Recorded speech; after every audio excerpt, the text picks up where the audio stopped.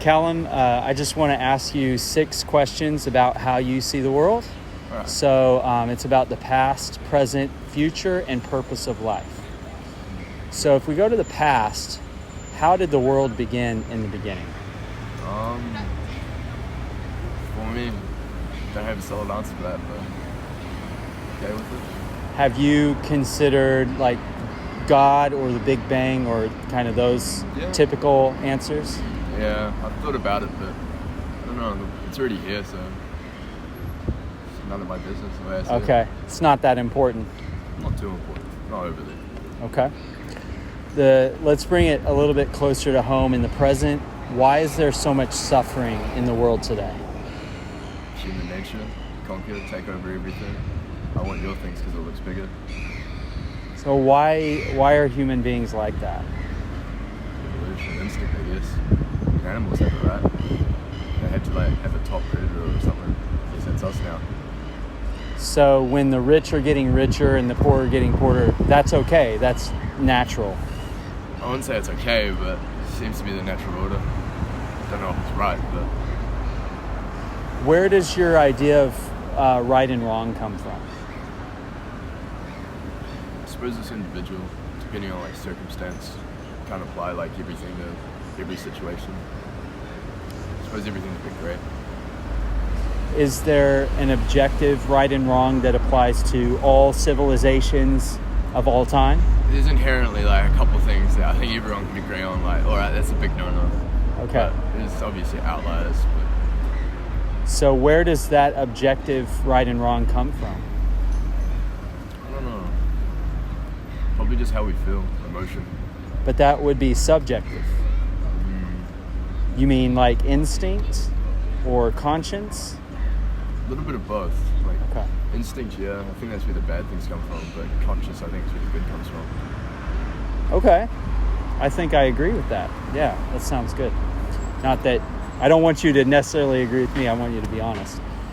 So the next question is about the present as well. How do we solve the problems in the world so that we can live in an ideal society? One step at a time, hope for the best. It's like a domino effect, I guess. You build it and build it and build it, but then someone's going to come along. You can try, though. Okay. Would you say you're a good person? At times, but I don't know. Everyone has their days, yeah. That they're not good? Yeah. Or bad? Yeah. I try to be. What's going to happen in the future realistically to the human race? I suppose we either make it off this planet or we don't. If we don't, it's probably too late. So we need to find a way to make it off planet Earth. Possibly, we'll start reversing, serious reversing. But I don't know. Maybe it's too late. I don't know. It'd be cool if we could fix it. What do you think's going to happen to us after death?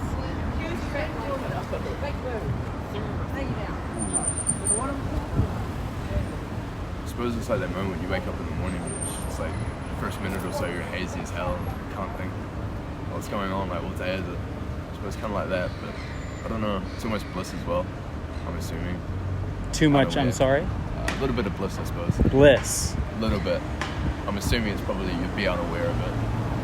Okay. Almost like a big dirt net. So there is life after death in some form. Maybe.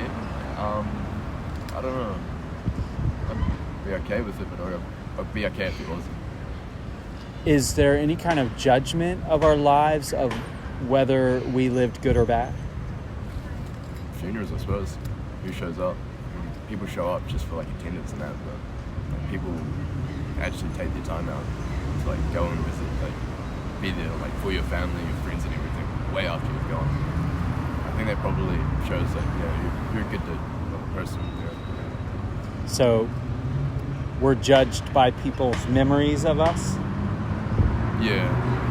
How they deal with it afterwards, I suppose. What about God or, a final judgment in heaven and hell? Have you thought about that? Yeah, I've thought about it. I kind of thought if I enjoy my time on Earth and that, I can have a good time. But if there is something out there, then don't know. Hopefully it's good things. Would you like to know for sure, if you were going to heaven or hell, if they actually exist? No, because I think if I knew if I was going to heaven, I would purposely do good things when I really probably naturally wouldn't do it. So I think it's kind of bullshitting myself.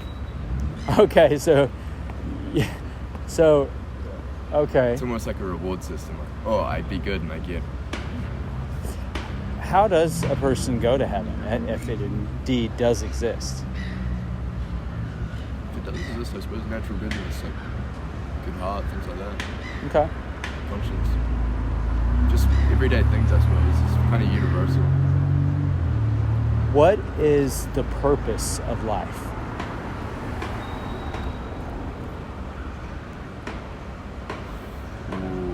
Find happiness through doing things. You can't just find happiness because you can't just like skip the big part. But you find happiness in looking for things, or looking for happiness by doing things, but with the goal of finding happiness. But don't actively look just for the happiness. You gotta look for the steps before there to get there. Self-improvement, work, hobbies, anything. Have you found happiness? At times, but it comes and goes. Sometimes not at all. Sometimes, yeah, you have a good streak and it's there for a while. That's a very fair statement. Thank you for being so honest. Can I share with you another way of viewing these things, just to give you some hope and something to think about? Sure. Well, I'm Jeff, and I'm a Christian, and I think that the Bible and the biblical worldview, the Christian worldview, centered on Jesus, gives us hope. And not only does it give us hope, but it's actually true.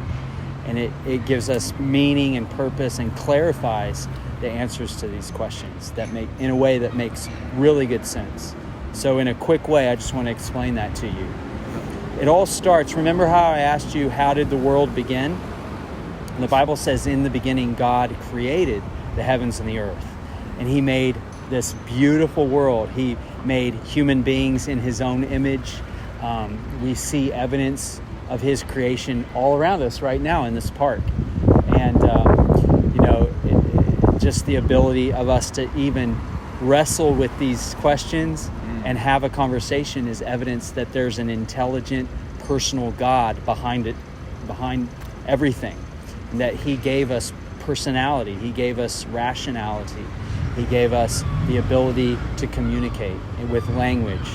So, the Bible confirms what really science confirms is that there must be a designer.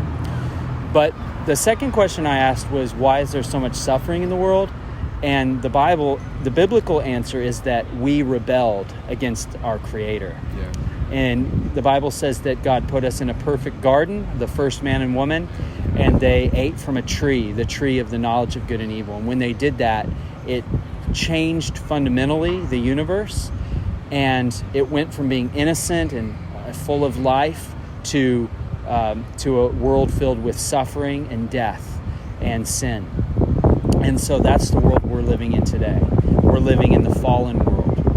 But right when that happened, God promised that he would send a Messiah, a special seed of the woman. And that person, that human being from the woman, would be both God and man. And he would solve the brokenness in the world through his death and resurrection. And so 2,000 years ago, in fulfillment of the prophecies and all of the predictions of the Messiah to come, Jesus finally came. And he was born in Bethlehem. He was from the line of David. He grew up to be a man, and he lived a perfect life. He did miracles to verify that he was God's son and that he was the Messiah. He turned water to wine. He made a blind man see. He walked on water. He fed 5,000 people with a few loaves and fish, ultimately to show that he was the Messiah, God's son. But then he went to the cross. And right over at this church, you see a cross.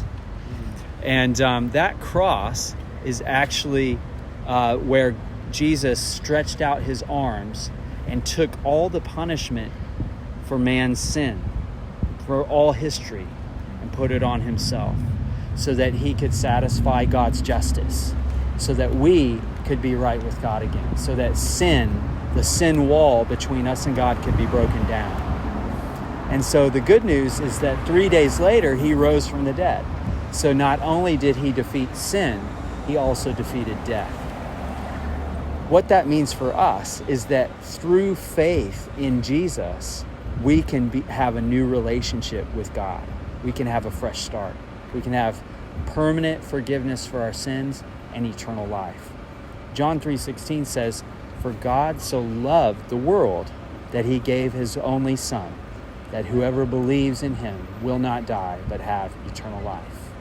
We all need Jesus because we are all sinners, and through faith in him, we get the righteousness of Christ imputed to us legally, so that when God looks at us, he doesn't see our sin anymore. He sees the righteousness of Christ. And that's what allows any of us to come into his family, to be united with him, and to become one with God, to become part of his family. So what that means for you is that you have a choice to make. God's given you free will. God doesn't force people into heaven. He doesn't force people to believe in his Son. But if you choose to humble yourself and recognize your need for Jesus, and you come and ask God, I need help. I can't do this on my own. I need purpose. I need life. I need a second chance. When you do that, and when you come to believe in Jesus as the Messiah, the Son of God, who died and rose again for you, then God, at that moment in time, gives you the gift of eternal life.